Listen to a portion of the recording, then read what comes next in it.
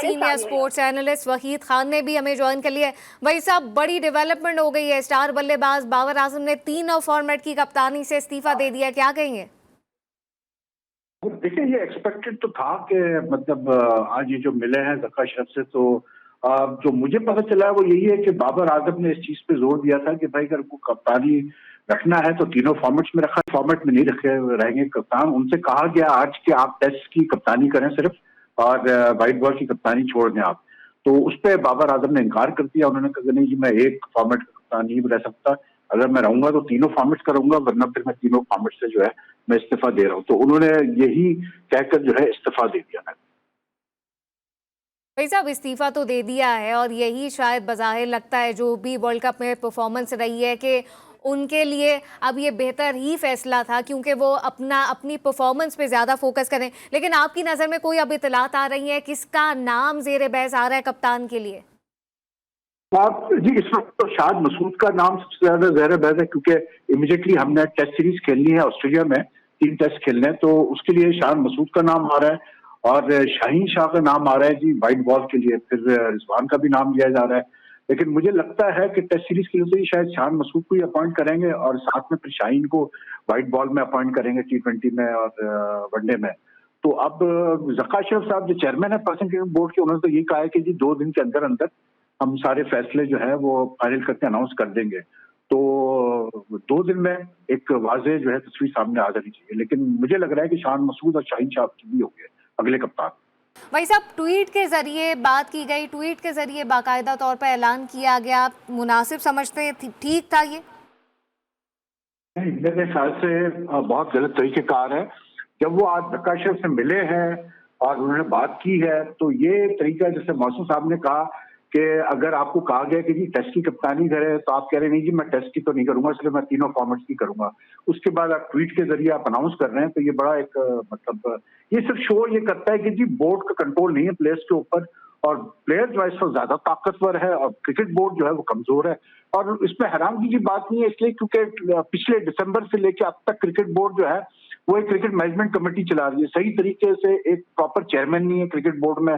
मतलब एक्सटेंशन दिए जाते हैं चेयरमैन को, वो 3 महीने के लिए आ रहे हैं, 4 महीने के लिए आ रहे हैं। तो जब 1 साल से क्रिकेट बोर्ड में एक प्रॉपर चेयरमैन ही नहीं है और क्रिकेट बोर्ड इंटरम बेसिस पे, एडॉक बेसिस पे चलाया जा रहा है, तो फिर प्लेयर्स इसी तरह रिएक्ट करेंगे। तो बहुत मतलब अफसोस की बात है कि इस तरह से जो है बाबर आजम ने अनाउंस किया। इनको अगर अनाउंस करना ही था तो प्रॉपर प्रेस कॉन्फ्रेंस करते या क्रिकेट बोर्ड से कहते कि भाई आप जो है मेरा रेजोल्यूशन एक्सेप्ट कर लें। बिल्कुल हाँ, उनकी तरफ से ये बज़ाहिर वही साहब ये तासुर दिया जाता रहा कि ठीक है 24 घंटे का वक्त है, उसमें फिर बताया जाएगा। और फ़ौरन जैसे फिर वो मुलाकात के बाद बाहर आए, फिर उन्होंने कुछ ही देर बाद उनकी ट्वीट भी सामने आ गई, जो कि काफ़ी ज़्यादा अनफॉर्चुनेट सिचुएशन है। इस वक्त आपको बताएं कि स्टार बल्लेबाज बाबर आजम ने कौमी क्रिकेट टीम की क़यादत से इस्तीफ़ा दे दिया है। जी हाँ, आपको बताएं कि तीनों फॉर्मेट से इस्तीफा दिया है। वही साहब, तीनों फॉर्मेट से इस्तीफा तो दे दिया गया है, लेकिन अब बाबर आजम ये कहते दिखाई दे रहे हैं कि नया कप्तान जो भी होगा उसको भरपूर मेरी सपोर्ट हासिल होगी। अच्छा गेस्चर है जी बिल्कुल। और तो और वो क्या कहेंगे, ये तो कहेंगे नहीं वो कि नहीं जी मैं सपोर्ट नहीं करूंगा। लेकिन जो पाकिस्तान क्रिकेट की तारीख रही है, हमें भी पता है कि क्या हालात रहते हैं। एक प्लेयर अगर एज अ प्लेयर स्ट्रांग रहता है तो इतना आसान नहीं होता उसको कप्तानी छोड़ के फिर एज ए सिर्फ बड़ी मुश्किलात होती है। और मुझे लगता है कि आगे चल के काफी कॉम्प्लिकेशंस होंगी पाकिस्तान क्रिकेट में। अब देखना यह है कि इसमें यहाँ पर क्रिकेट बोर्ड की गवर्नेंस और एक रोल की बात आती है कि वो किस तरह से इस चीज को हैंडल करता है। बिल्कुल, किस तरह से आप टैकल करते हैं चीज़ों को, ये बड़ा इंपॉर्टेंट होता है। लेकिन वही साहब, पहले हमने ये भी देखा कि जब विराट कप्तान थे तब उनको जब कप्तानी उन्होंने छोड़ दी, उन्होंने अपनी परफॉर्मेंस पर तवज्जो देना शुरू की। यही वाला मामला बाबर आजम के साथ था। बाबर आजम एक बेहतरीन अच्छे खिलाड़ी हैं, लेकिन कप्तानी का प्रेशर शायद वो नहीं ले पा रहे थे।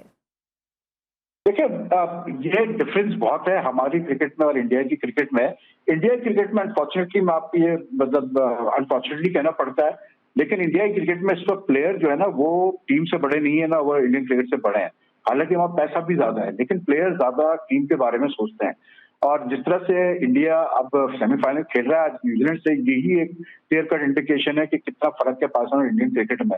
हमारे वहाँ प्लेयर्स जो है अपने आप को टीम से ज्यादा बड़ा समझते हैं। खास करके बाबर आजम को तो जिस तरह से सोशल मीडिया पे और ये जाली अकाउंट्स के थ्रू जो है उनको सपोर्ट दी गई है, और उनको जिस तरह से बोर्ड ने भी पैम्पर किया है पिछले 3 साल से, जब से रमीज राजा जब आए चेयरमैन, उन्होंने जिस तरह से इनको अथॉरिटी दी और पैम्पर किया, तो उसके बाद फिर जो नतीजा निकला वो इस एशिया कप में भी हमें नजर आ गया, वर्ल्ड कप में भी नजर आ गया है। लेकिन मैं नहीं समझता कि जी जिस तरह इंडिया में स्मूथली चीजें हुई है सेट, इतनी स्मूथली पाकिस्तान में होंगी। जो भी नया कप्तान आता है, चाहे वो शान है, चाहे वो कैसे बोलते हैं अपना शाहीन आए, आई डोंट नो कि क्या हालात होते हैं टीम में, ये देखना पड़ेगा।